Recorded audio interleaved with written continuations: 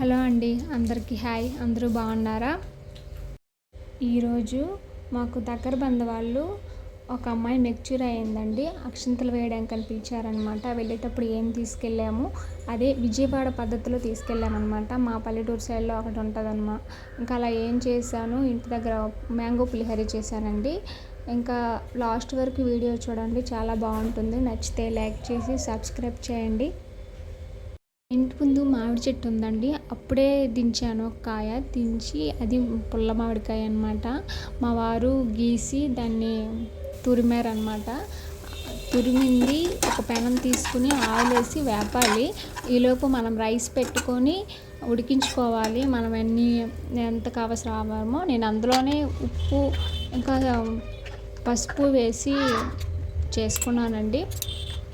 తర్వాత ఆ తురుముని బాగా వేయించుకొని అన్నంలో బాగా కలుపుకోవాలన్నమాట. ఇంకా తరువాత ఆ వేపిన పెనంలోనే ఆయిల్,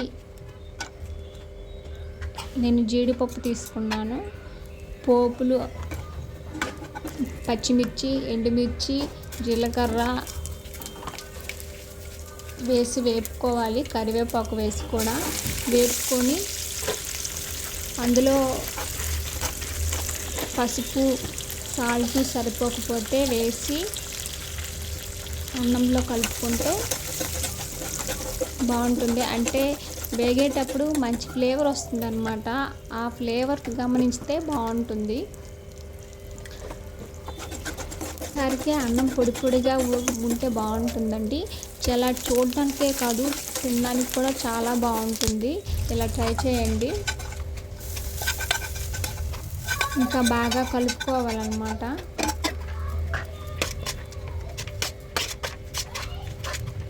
మా పిల్లలకి బాక్స్ పెట్టాను. అదే ఇంకా మ్యాంగో పులిహోర అంటే చాలా ఇష్టం అండి. ఈ సీజన్లో అదే చేయమంటూ ఉంటారు. అంటే బాగుంటుంది. తర్వాత వేసుకొని టేస్ట్ చూసాను, చాలా బాగుంది.